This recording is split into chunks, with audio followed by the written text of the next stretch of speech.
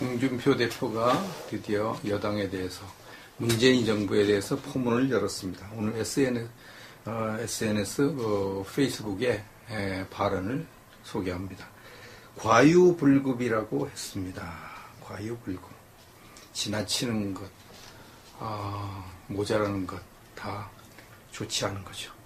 신문 장악하고, 종편 장악하고, 포털 장악하고, SNS까지 장악한 정권이 이제 마지막 남은 공영방송인 MBC 장악을 위해 온갖 수단을 다 동원하고 있습니다. MBC 사장 물러가라고 지금 난리들이죠. MBC 사장, 이제 우파 사장이 있어서 걸거린다고 공영방송 사장 물러가라고 압박을 합니다. 그래서 이제 신문 좌파 거의 장악을 했죠. 종편 거의 장악됐습니다. 포털 장악됐습니다. 이제 남은 공영방송 MBC 장악을 하려고 합니다. 이건 우파적 시각에 보면 이게 이렇게 볼 수밖에 없는 그런 형편입니다. 5년밖에 안 되는 정권이 영구 집권할 것처럼 한국 사회 전반을 통제하려고 덤비는 것은 자칫하면 부메랑이 될 수도 있는데, 5년 집권하는 정권이 영구 집권할 것처럼 마구 덤벼들면 그것이 결국은 부메랑에 대해서 자기를 공격할 수 있는데 그걸 모른다. MBC마저 노조를 이용해서 주사파 운동권 정권의 전위부대로 만들려고 하는 것은 무리한 시도입니다. MBC를 이제 정부, 좌파 정권을 선전하는 나팔수로 만들려고 하는데, 첫째는 여당이 사장 보고 물러가라고 그러고, 두 번째는 노조를 이용해서 이제 사장을 쫓아내려고 하고 있는 거죠. 근데 여기서 중요한 말은 주사파 운동권 정권, 문재인 정부를 주사파 운동권 정부라고 한 것이죠. 그만 자중하십시오. 세상은 그렇게 호락하지 않습니다. 이렇게 충고를 했습니다. 아마도 문재인 정부가 가장 듣기 싫은 소리가 주사파 운동권 정부, 주사파 운동권 정권, 그 말일 겁니다. 주사파는 김일성을 추종하는 파들을 말하고, 이것은 완전히 종북을 말하잖아요. 종북 혹은 친북. 그러니까 이게 주사파 운동권 정권, 이렇게 현 정부를 평가를 하면은 그걸 굉장히 싫어하겠죠. 왜냐하면 그 주사파 운동권 정권 하면 일반인들은 아주 나쁜 정부 이렇게 이해하는 사람들이 대부분일 테니까, 여당 대표가 이런 말을 하면은 파급력이죠. 벌써 이 말 했다고 이제 신문에 확 나버렸습니다. 확 나버렸. 대표가 아닐 때 하는 말과 대표가 할 때 하는 말이 무게가 다르거든요. 그런데 주사파 운동권 정권이, 운동권 정부다. 주사파 운동권 정권이다. 이렇게 이제 말을 해버렸습니다. 이걸 보니까 홍준표 후보의 칼이 아직 무뎌지지 않았고, 홍준표 후보가 여전히 대여 투쟁을 강하게 하고 있구나 하는 것을 알 수가 있습니다. 그런데 어떤 우파 애국 동지들은 홍준표는 성완종 리스트 사건 때문에 대법원에서 유죄 판결이 날 것이 겁나서 대정부 투쟁을 안 하고 있다. 이렇게 또 생각을 하고 있죠. 대표되고 난 다음에 대정부 발언을 안 하니까, 정부에 대해서 강력하게 비판 안 하니까, 이거 겁나가지고, 대법원에서 정부가 대부분을 장악하고 대법원이 이렇게 했다고 이제 의심하면서, 이제 그게 겁나니까 이제 입 다물고 있는 거야. 저 대표 잘못 뽑았어. 이렇게 생각하는 분들이 상당수가 있습니다. 근데 이것은 제가 이제 분석을 해볼 때 이 성완종 사건을 잘못 이해해서 그런 것이 아닌가 이런 생각을 합니다. 성완종 사건은 이제 증거가 돈을 받았다는 증거가 없습니다. 돈을 받았다는 증거. 통장에 1억 원이 들어간 거, 이런 거, 전혀 없습니다. 단지 이제 돈을 전달했다는 사람, 그 한 사람이 있을 겁니다. 돈을 전달했다는 사람. 그 성완종 회사의 부사장이죠. 부사장. 그 사람이 돈을 전달했다고 하는데, 가장 중요한 돈을 전달하러 간 길이 틀려버렸어요. 길이. 한 번은 국회 1층으로 들어가서, 홍준표 그때 국회의원이 홍준표 사무실에 가서 전달했다. 이렇게 얘기하고, 또 한 번은 국회 지하실로, 지하 주차장으로 가서, 지하자층을 주차장을 통해서 가서, 홍준표 의원에게 돈을 전달했다. 이렇게 말합니다. 그 중요한 일을 하는데, 1층으로 간지 지하 주차장으로 간지 그게 기억이 안 나는 건 말이 안 되죠. 그게 헷갈릴 수가 없는 거잖아요. 지하 주차장하고 1층하고는 완전히 분위기가 다릅니다. 1층은 가서 환하고 해가 들어오고 그런데 지하 주차장은 그야말로 깜깜한 곳을 그냥 들어가야 되는데 그게 헷갈릴 수가 없죠.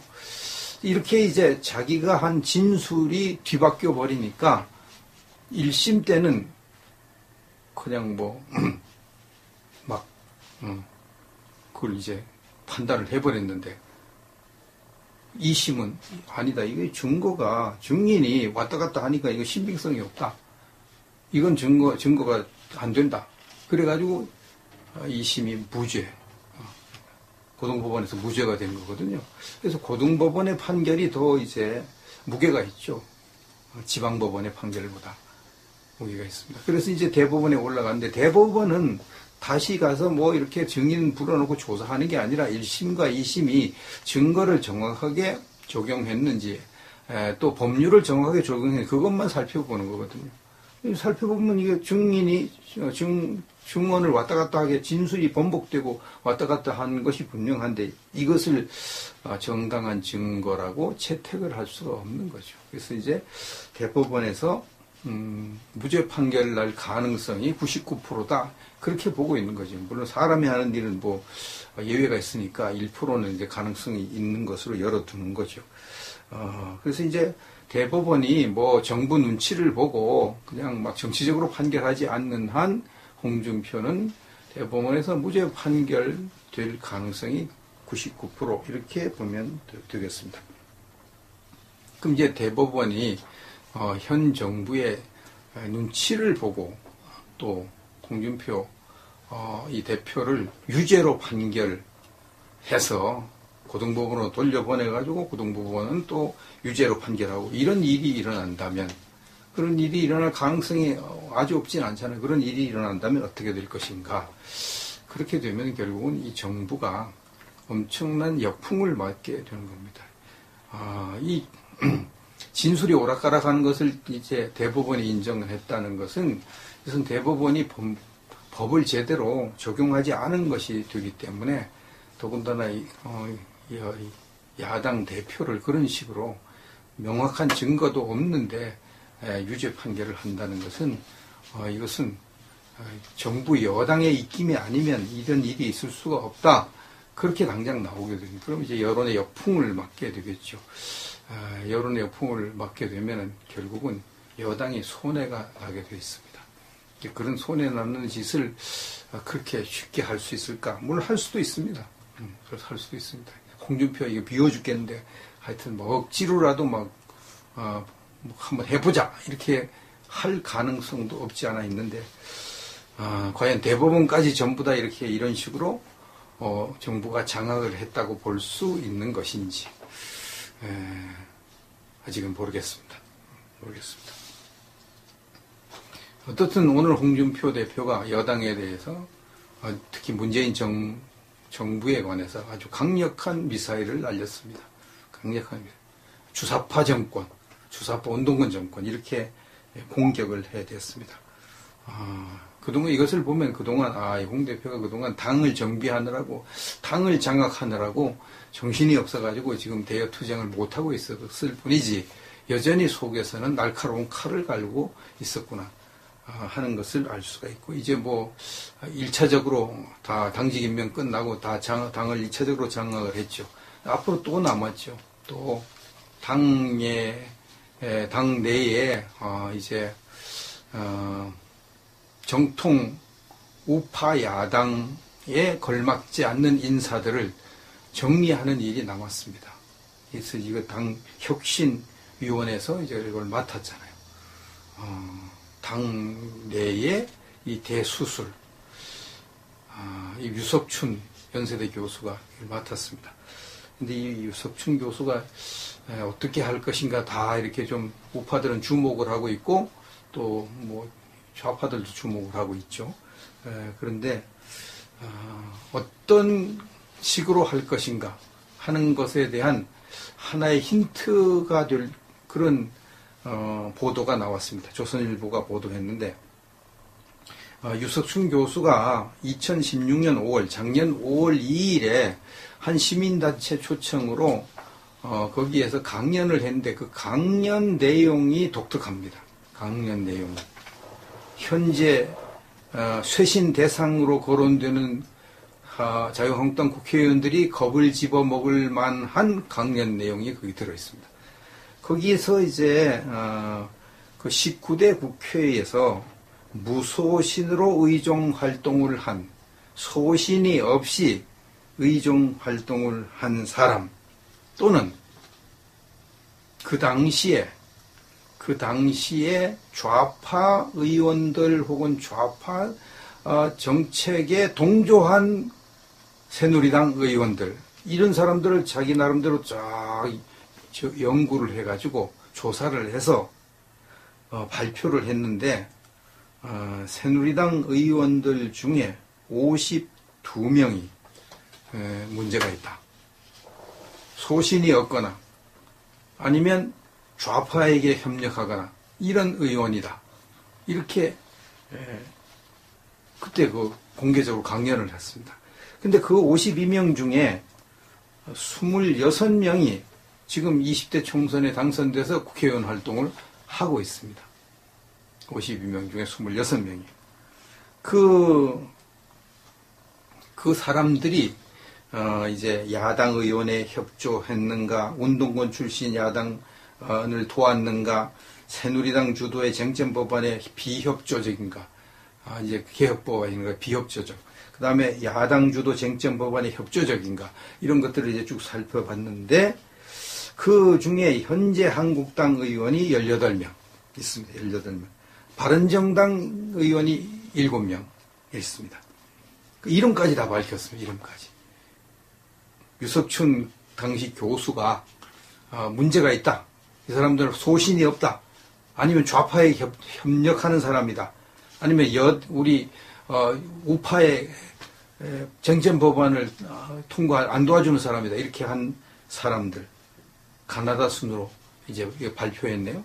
경대수, 김성태, 김태흠, 나경원, 박덕흠, 박맹우, 서청원, 신상진, 안상수, 염동열, 이군현, 이명수, 이완영, 이우현, 이종배, 정우택, 한선교, 홍문표 이렇게 되어 있습니다.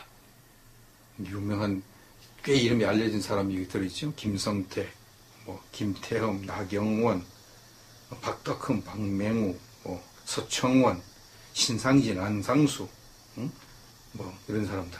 그 다음에 정우택, 홍문표, 이런 사람들. 무소신, 아니면 좌파에 협력하는 사람들.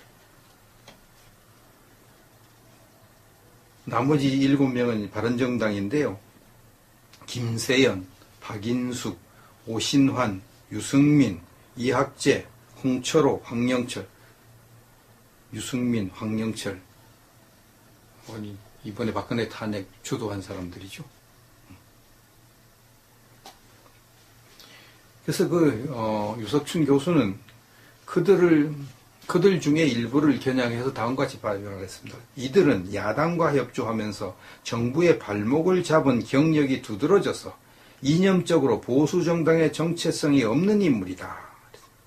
새누리당을 이념의 무정부주의, 이념적 백치로 몰아간 주범이자 공모자다. 이런 사람들은 새누리당에서 처리해야 된다. 퇴출을 해야 된다. 그런 식으로 얘기를 했습니다. 그래서 이제 그때 한 말 중에 다음과 같은 말이 있습니다. 헌정 질서를 수호하고 보수적 가치를 구현해야 할 새누리당이 가장 시급하게 완수해야 할 과제는 어설픈 중도 실용이나 이념적 좌클릭이 아니라 보수 정당으로서 본연의 이념적 정체성을 확고히 바로 세우는 일이다. 새누리당이 20대 총선 참패를 극복하고 돌아선 민심을 다시 끌어올 수 있기 위해서는 이념적 정체성의 회복이 필수적이다. 그래서 새누리당 보수 이념, 우파 이념을 강하게 내세워야 된다. 이렇게 주장을 했습니다. 그래서 이제 이런 연설을 한 경력이 있는 사람이 혁신위원장이 됐기 때문에 이 기준에 의해서 이제 뭐 쳐내는 거 아니냐 이렇게 생각을 하는 한국당 의원들이 있습니다. 근데 한국당 관계자는 19대 의정 활동을 근거로 이건 만들어진 것이기 때문에 20대 때는 또 달라졌을 수가 있으니까 그거 가지고 뭐 인적 청산을 할 리는 없다 이렇게 이야기를 하고 있습니다. 저는 이제 유석순 교수가 교수이기 때문에 좀 걱정을 했습니다. 교수들은 대부분 이제 좀 점잖하고 또 뭐 이론적이고 또 착하고 뭐 그런 사람들이 많습니다. 이런 사람이 혁신위원장을 해가지고 이 손에 피를 묻히는 이 대수술을 할 수 있을까 그런 걱정을 했는데 이 발표한 내용을 보니까 이분은 뭔가 좀 할 수도 있겠다. 뭔가 좀 이 자유한국당을 인적 청산 또 이념적인 정책성 확립 이거 좀 할 수 있겠다. 그런 이제 기대감이 생기기도 합니다. 어떻든 이건 대단히 힘든 일인데 잘 수술을 해서 아주 건강한 강력한 그런 자유한국당을 만들어 주었으면 하는 바람입니다. 정부가 대부분을 장악하고 대부분이 이렇게 했다고 이제 의심하면서 이제 그게 겁나니까 이제 입 다물고 있는 거야. 저 대표 잘못 뽑았어. 이렇게 생각하는 분들이 상당수가 있습니다. 근데 이것은 제가 이제 분석을 해볼 때 이 성완종 사건을 잘못 이해해서 그런 것이 아닌가 이런 생각을 합니다. 성완종 사건은 이제 증거가 돈을 받았다는 증거가 없습니다. 돈을 받았다는 증거. 뭐 통장에 1억 원이 들어간 거 이런 거 전혀 없습니다. 단지 이제 돈을 전달했다는 사람 그 한 사람이 있을 뿐입니다. 돈을 전달했다는 사람. 그 성완종 회사의 부사장이죠. 부사장. 그 사람이 돈을 전달했다고 하는데 가장 중요한 돈을 전달하러 간 길이 틀려버렸어요. 길이. 한 번은 국회 1층으로 들어가서 홍준표 그때 국회의원이 홍준표 의원 사무실에 가서 전달했다 이렇게 얘기하고 또 한 번은 국회 지하실로 지하 주차장으로 가서 지하자층을 통해 주차장을 통해서 가서 홍준표 의원에게 돈을 전달했다 이렇게 현 정부를 평가를 하면은 그걸 굉장히 싫어하겠죠. 왜냐하면 그 주사포 운동권 정권 하면 일반인들은 아주 나쁜 정부 이렇게 이해하는 사람들이 대부분일 테니까 여당 대표가 이런 말을 하면은 파급력이죠. 벌써 이 말 했다고 이제 신문에 확 나버렸습니다. 확 나버려. 대표가 아닐 때 하는 말과 대표가 할 때 하는 말이 무게가 다르거든요. 그런데 주사파 운동권 정권이 운동권 정부다. 주사파 운동권 정권이다. 이렇게 이제 말을 해버렸습니다. 이것이 이제 이걸 보니까 홍준표 후보의 칼이 아직 무뎌지지 않았고 홍준표 후보가 여전히 대여 투쟁을 강하게 하고 있구나 하는 것을 알 수가 있습니다. 그런데 어떤 우파 애국 동지들은 홍준표는 성완종 리스트 사건 때문에 대법원에서 유죄 판결이 날 것이 겁나서 대정부 투쟁을 안 하고 있다. 이렇게 또 생각을 하고 있죠. 대표되고 난 다음에 대정부 발언을 안 하니까, 정부에 대해서 강력하게 비판 안 하니까, 이거 겁나가지고, 대법원에서 이렇게 그 중요한 일을 하는데 1층으로 간지 지하 주차장으로 간지 그게 기억이 안 나는 건 말이 안 되죠. 그게 헷갈릴 수가 없는 거잖아요.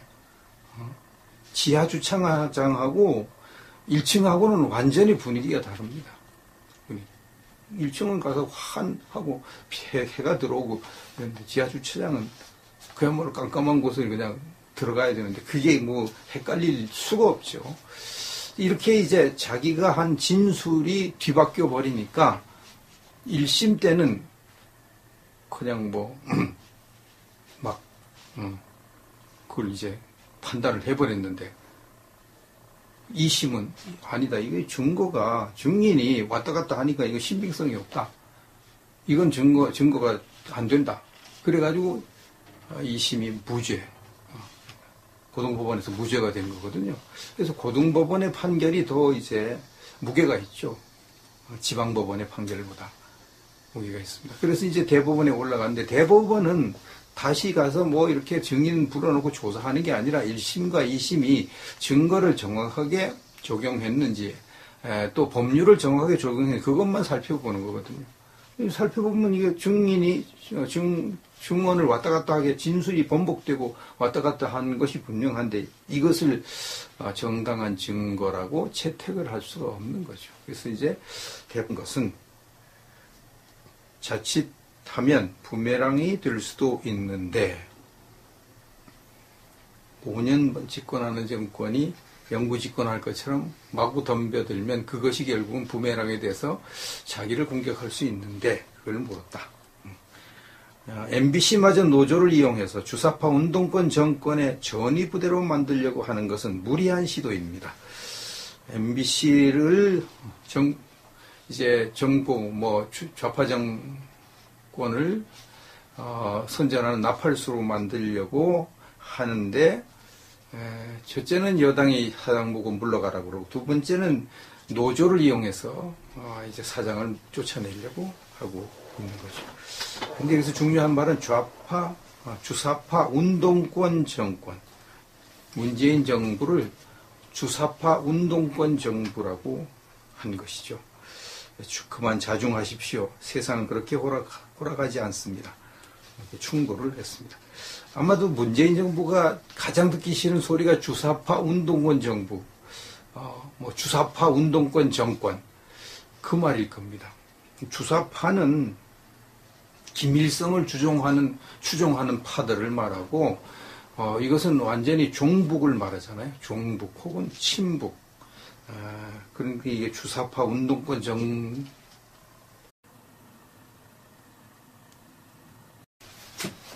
홍준표 대표가 드디어 여당에 대해서 문재인 정부에 대해서 포문을 열었습니다. 오늘 SNS 페이스북에 발언을 소개합니다. 과유불급이라고 했습니다. 과유불급. 지나치는 것, 모자라는 것 다 좋지 않은 거죠. 신문 장악하고 종편 장악하고 포털 장악하고 SNS까지 장악한 정권이 이제 마지막 남은 공영방송인 MBC 장악을 위해 온갖 수단을 다 동원하고 있습니다. MBC 사장 물러가라고 지금 난리들이죠. MBC 사장 이제 우파 사장이 있어서 걸거린다고 공영방송 사장 물러가라고 압박을 합니다. 그래서 이제 신문 좌파 거의 장악을 했죠. 종편 거의 장악됐습니다. 포털 장악됐습니다. 이제 남은 공영방송 MBC 장악을 하려고 합니다. 이건 우파적 시각에서 보면 이게 뭐 이렇게 볼 수밖에 없는 그런 형편입니다. 5년밖에 안 되는 정권이 영구 집권할 것처럼 한국 사회 전반을 통제하려고 덤비는